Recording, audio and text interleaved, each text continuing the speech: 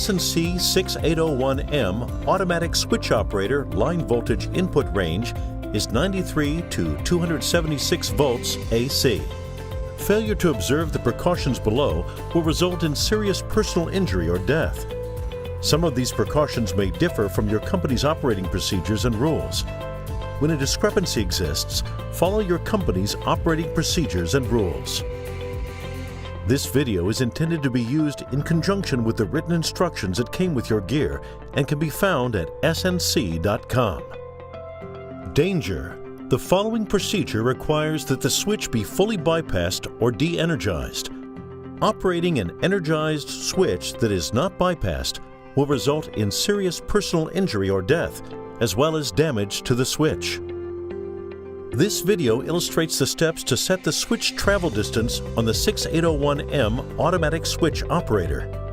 The switch operator, switch, and operating pipe must already be installed on the pole before performing these steps. The clamp on the universal joint should be installed and tightened, but the piercing screw should not be tightened. If the piercing screw is tightened, loosen it. It will be tightened at the proper time. The operator must also have control power. The operator will be decoupled from the switch, so the switch can be operated manually using the manual handle supplied with the operator.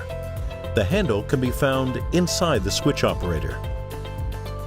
The 6801M automatic switch operator can only be operated when the operation handle is in place.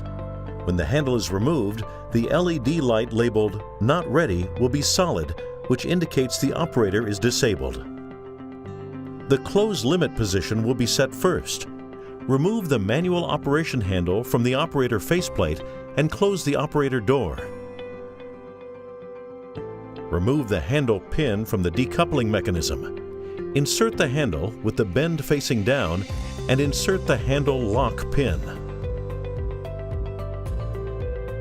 Then remove the coupling pin from the decoupling mechanism.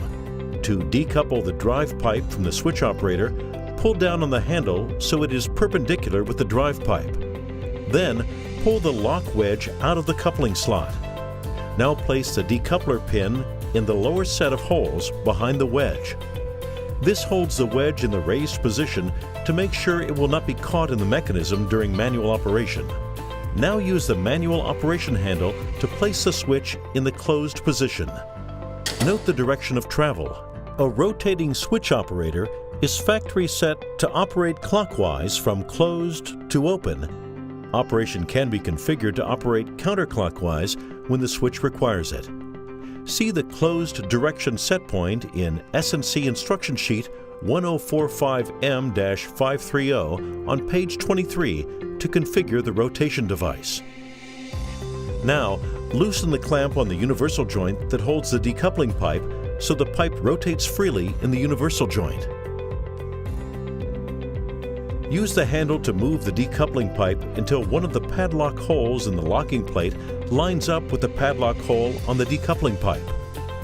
The ideal position for the handle is approximately 45 degrees from the center of the unit for the close position. Now tighten the clamp on the universal joint that holds the decoupling pipe.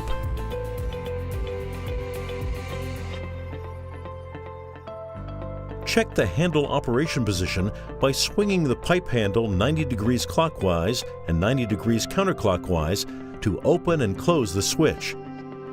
If the decoupling mechanism hits either side of the backplate, the universal joint must be readjusted so the 90-degree swing centers on the front side of the switch operator.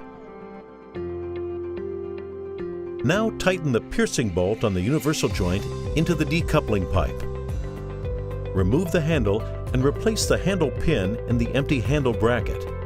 The operator should remain decoupled from the switch. Open the enclosure door and store the manual handle on the faceplate. The Not Ready LED will turn off. Press the Align button on the faceplate. The Not Ready LED flashes to indicate the operator is in the alignment mode. This enables slow operation to jog the operator each time an open or close button is pressed. Use the open and close buttons to jog the operator slot so it aligns with the switch decoupling slot. Now, with the slots aligned, remove the decoupling pin. push the coupling wedge forward and push the handle bracket up to lock the wedge in the slots. If it is difficult to seat the coupling wedge, it may be necessary to use the handle to align the two slots. Insert the decoupling pin to lock the wedge. Press the Align button on the faceplate to take the switch operator out of alignment mode. Press the Set Limits button to enter the Set Limits mode. Then, press the Close button to set the close limit. If the operation is successful, the closed LED will light. Note that the operator is still in Set Limits mode. Press the Set Limits button to take the operator out of the Set Limits mode and press the Align button to put the operator in the Align mode. Next, we'll set the open limit. Start by pressing the Open button until the switch is in the fully open position. Then use the Align button to take the operator out of the Align mode and use the Set Limits button to put the operator back into the Set Limits mode. Once the operator is in the Set Limits mode, hit the Open button. If successful, the Open LED will light. To exit the Set Limit mode, press the Set Limit button. The limits are now set. The Not Ready LED should not be lit, and the switch should be in the open state.